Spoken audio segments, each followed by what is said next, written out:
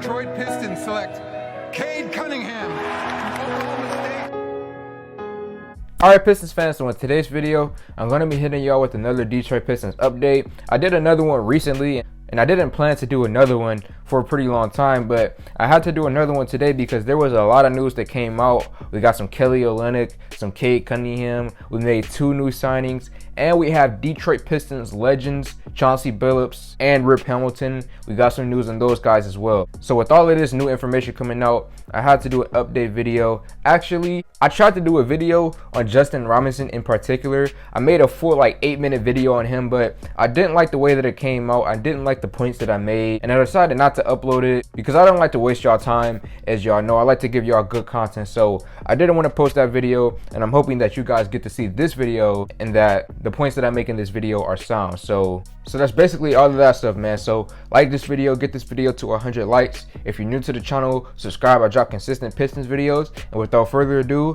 let's get into the news. So the first player that we're going to talk about is Kelly Olynyk. Okay, so Kelly Olynyk, he's been out obviously with the injury. It's been a pretty long time, and we finally have some updated information on him. This is going to be coming from Dwayne Casey. I'm gonna put the image on the screen right now, and it says, sounds like Olynyk is still rehabbing and getting his conditioning up. He's probably getting ready for a triathlon on that bike because he's pedaling away, Casey says.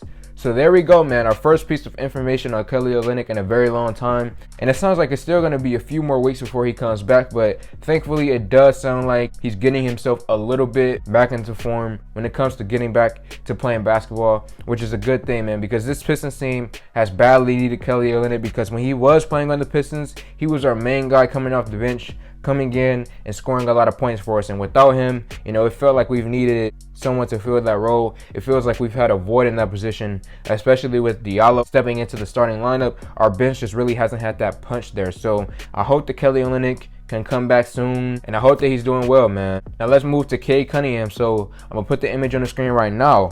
Cunningham could clear protocols today or tomorrow if he's asymptomatic or has 2 negative tests. So by the time you guys watch this video, it may be new information out there saying, oh, K can play or K can't play. But at the current time of filming this video, that is all the information that I do have. So that is really, really good news, man.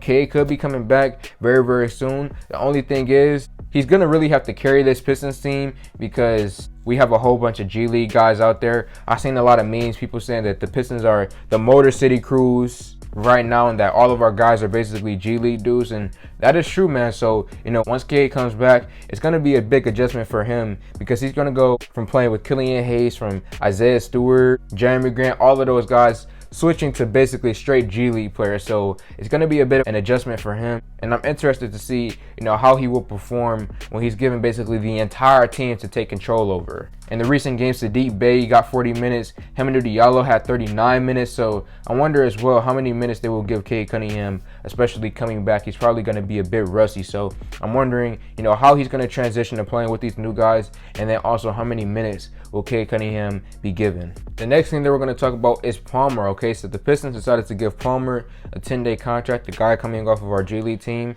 and I'm really, really happy about this as well, because Palmer is one of the guys, if you guys and watch my previous G League videos, he is a guy that I told you all to keep an eye on, because I really, really like him down there. Now, he is 27 years old, so it's not like he's a young, developing type of guy who has a bright future in the NBA, but I just like the addition of him because he's the type of player who plays solid defense, and then on the offensive end of the floor, he can create shots for himself. He has a pretty decent handle. He has a good shot. He creates space for himself. So him and Derek Walton Jr., with Derek being a playmaker out there, passing it to Palmer, I would like to see that. And then with Cunningham as well coming back to the main roster, I would like to see a rotation of St. Palmer out there with K and Derek Walton Jr. if we do see Palmer, because there is a possibility that we could just sign him and flat out not play him at all. So that may end up happening. It may not. It is what it is. I just hope that we can see a little bit of Palmer out there, because I have liked the way that he's played in the G League so far. The next player that we're going to talk about is Justin Robinson, the guy who I said I made a video on and didn't post that video. In this signing, I'm actually not happy about, because I don't really see much value in Justin Robinson. He's 24 years old. He's a 6'1" point guard. Don't really see him being with the team too much longer after this 10-day contract. He wasn't that good in college. In the G League, he has had success He has averaged 17 points so far this season in the G League, so he has been playing good down there. But in the NBA, he's averaged 2 points and 1 assist.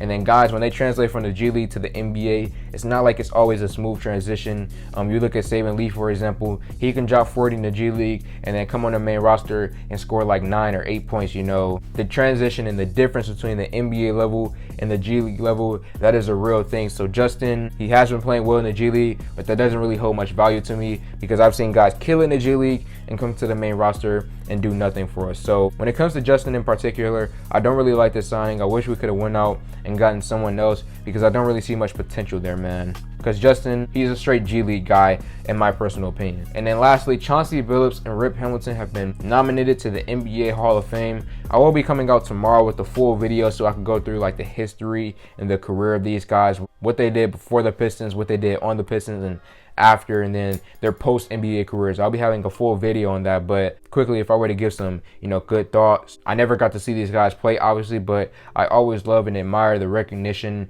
anytime Pistons players get recognition, because we obviously know the outside people, they don't really like us. So anytime we do get love and respect, I'm always happy about that. And I think that Chauncey will get in. I don't really know about Rip, but I do think that Chauncey has a fair shot of getting in. But that's basically everything, man. I will have a full video on that soon. So Pistons fans, let me know your thoughts in the comment section below. Like this video, comment on this video, share this video. Thank y'all for 4K, and I'm out.